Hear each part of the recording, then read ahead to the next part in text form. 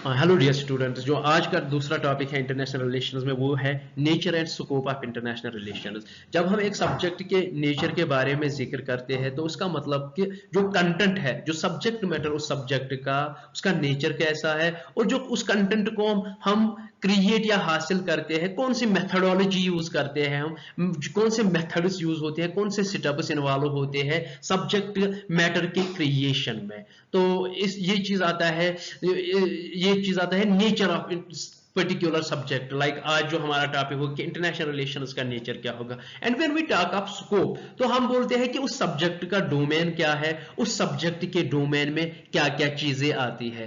तो आज जो इस टॉपिक का फोकस होगा वो इंटरनेशनल रिलेशंस का नेचर और स्कोप रहेगा।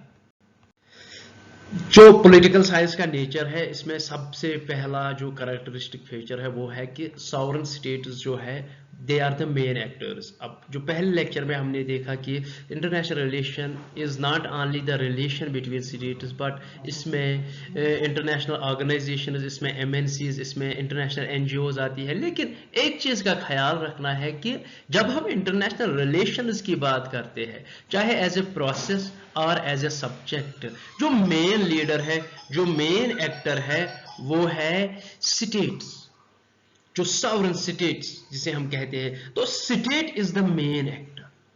All other actors may play their role, but they have to play their role under the supervision of or under the control of the state. They cannot make any action that goes against the interests of a particular state. It will not allow. For example, we see many NGOs, many international NGOs have been banned by different states, where the states labeled them acting against their interests.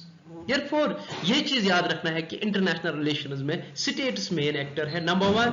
Number two, कि जो ये international relation subject है बहुत ज्यादा dynamic subject है, इसमें बहुत ज्यादा कोई चेंजेस आती है। कि हम देखते हैं कि इंटरनेशनल स्ट्रक्चर में चेंज आता है, कि वर्ल्ड कभी मल्टीपोलर होता है, उसके बाद बाइपोलर होता है, कभी यूनिपोलर होता है, यानी क्विक चेंजेस। और जब वर्ल्ड में चेंज आती है, जब इंटरनेशनल स्ट्रक्चर में चेंज आता है, तो नतीजा क्या होता है कि जो थियरीज होती है, जो कंसेप्ट्स होते हैं इंटरनेशनल रिलेशंस की, उनमें चेंज आती है। यानी जो चीज आज वैलिड है, जरूरी नहीं है कि कल को वो वैलिड हो। For example, a particular theory is valid in a bipolar system, but if the bipolar system is not there and there is multipolar system, वो जो theory है that may not be applicable in that. And number third is जो international relation subject है या international relation subject की जो theories है, वो नॉर्मेटिव भी है, एम्पिरिकल भी है। अब नॉर्मेटिव जो होता है, इसमें आइडियलिज्म का थोड़ा अंसर होता है कि they are prescriptive in nature. वो प्रिस्क्राइब करते हैं कि कोई चीज हम कैसे हासिल करें।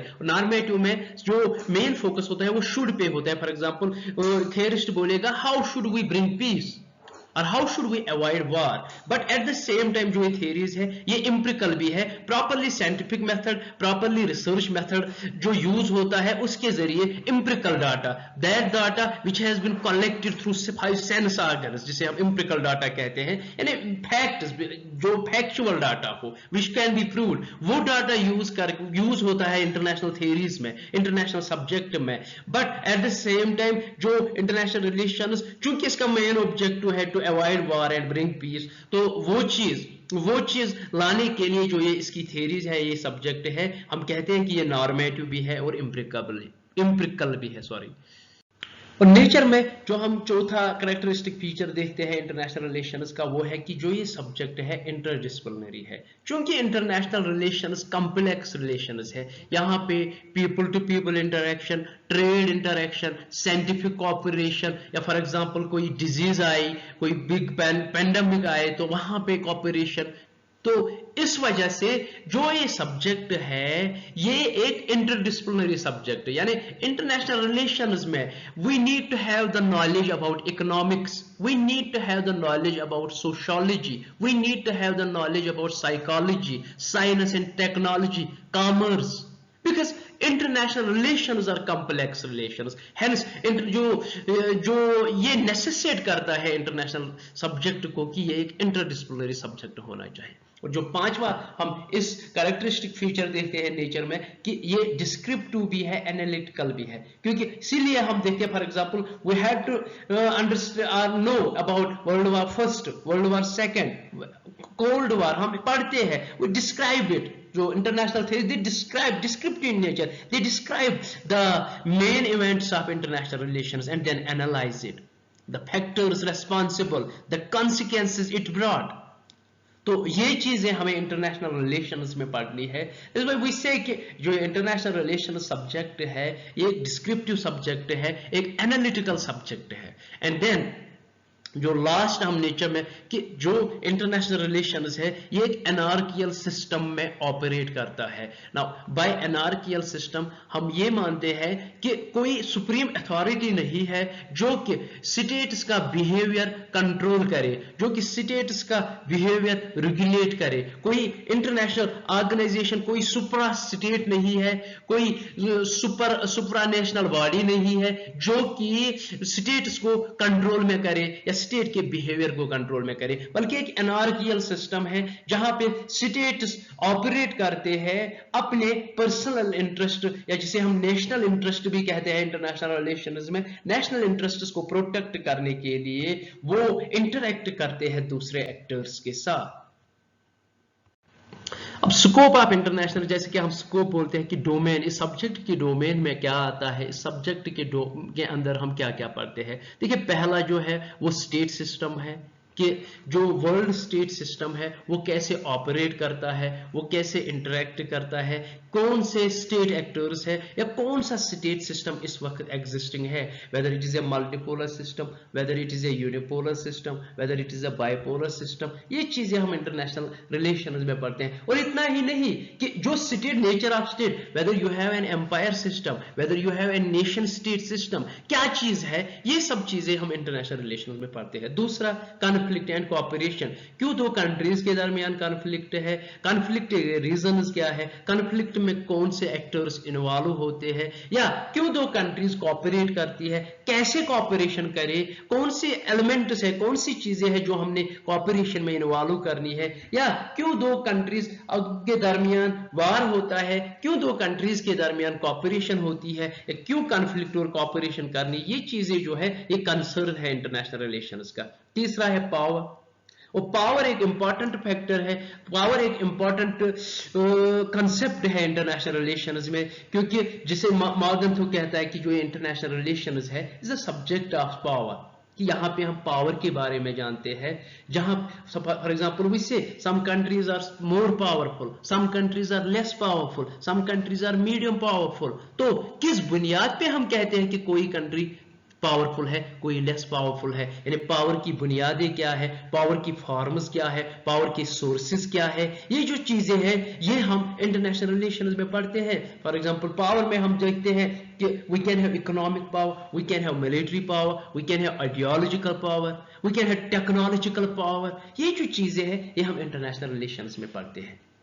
एंड फाइनली इंटरनेशनल लॉ, कि इंटरनेशनल लेवल पे इंटरनेशनल कम्युनिटी ने, बल्कि रादर नेशंस ने वेल एस्टैब्लिश्ड लॉ बनाया जिसकी एक प्रॉपर हिस्ट्री है। फॉर एग्जांपल जहां पे आपने कलेक्टिवली किसी चीज, जो कलेक्टिव फॉर एग्जांपल इंटरेस्ट है नेशंस की, फॉर एग्जांपल समंदर के जरिए ट्रेड, लॉ ऑन सी है, एक इंटरनेशनल लॉ ऑन सी है जहां पे जो समंदर में ट्रेड होता है, जो समंदर पे, क्योंकि एक काम कोई पर्टिकुलर अथॉरिटी नहीं है किसी पर्टिकुलर मुल्क की, तो सभी कंट्रीज ने एक प्रॉपर इंटरनेशनल लॉ की, जो कोस्टल एरिया है वो कितना रहेगा या टेरिटोरियल वाटर्स कितने रहेंगे, उसके बाद एक्सक्लूसिव इकोनॉमिक जोन जो है वो कितना रहेगा, तो ये सब चीजें इंटरनेशनल लॉ में लिखी गई है। या आपने किसी को पनिश करना है, फॉर एग्जांपल किसी ने कोई क्राइम किया है उसके अगेंस्ट कैसे हम दूसरे मुल्क में उसके अगेंस्ट एक्शन ले, बाज़ाबिता कोडिफाई किया गया है इंटरनेशनल लॉ को, और उस इंटरनेशनल लॉ को हम इंटरनेशनल रिलेशंस में पढ़ते हैं कि किस किस बात पे लॉ बना है,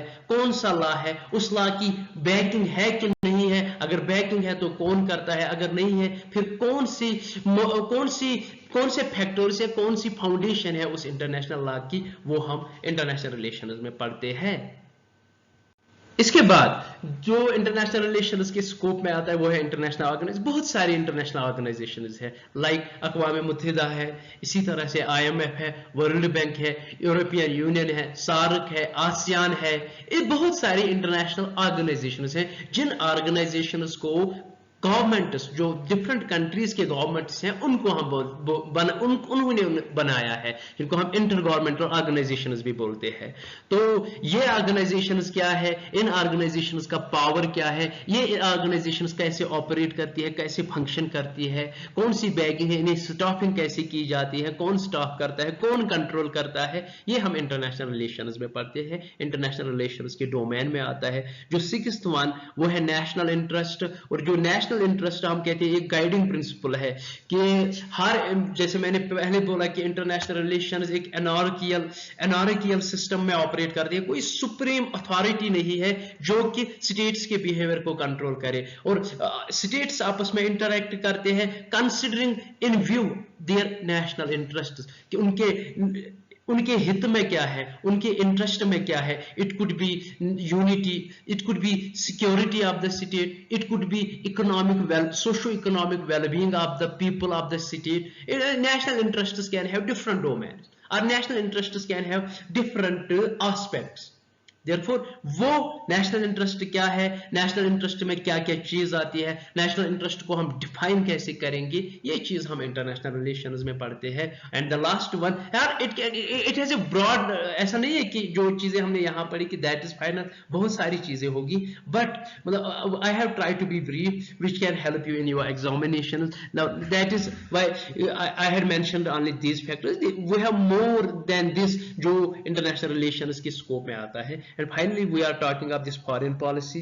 Now foreign policy is, ये पॉलिसी होती है गवर्नमेंट की कि कैसे वो दूसरे गवर्नमेंट के साथ, कैसे वो दूसरे स्टेट की गवर्नमेंट के साथ या स्टेट के साथ रिलेशन रखे, किन प्रिंसिपल्स की बुनियाद पे उनकी रिलेशंस होगी, कौन से प्रिंसिपल्स वो सामने रख के किसी भी मुल्क के साथ इंटरेक्शन करते हैं, किसी भी मुल्क के साथ रिलेशन डेवलप करते हैं। बाकायदा हर गवर्नमेंट की एक पर्टिकुलर मिनिस्ट्री होती है, डिप्लोमेटिक स्टाफ होता है जो कंडक्ट करते हैं जो उस मुल्क की फॉरेन पॉलिसी को। ना फॉरेन पॉलिसी एक ऑब्जेक्टिव, फॉरेन पॉलिसी का जो बेसिक ऑब्जेक्टिव होता है वो नेशनल इंटरेस्ट, यानी ऑब्जेक्टिव नेशनल इंटरेस्ट होता है, और फॉरेन पॉलिसी एक इंस्ट्रूमेंट होती है जिनके जरिए एक कंट्री अपने नेशनल इंटरेस्ट को रियलाइज करती है। नाउ दिस इज कि नेचर ऑफ इंटरनेशनल रिलेशंस क्या है और इसका स्कोप क्या है, इसके स्कोप में क्या क्या आता है। Thank you very much.